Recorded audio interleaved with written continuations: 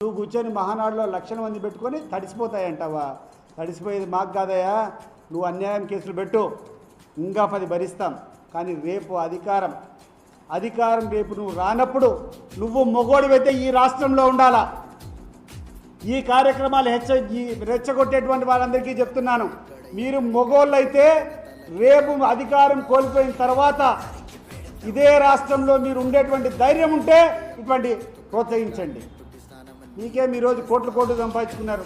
ఏ కార్యక్రమం చేసినా విపరీతమైనటువంటి కమిషన్లు, డబ్బులు తీసుకొని అధికారం పోతానే వెళ్ళిపోయేదని మీరు సిద్ధంగా ఉండరు.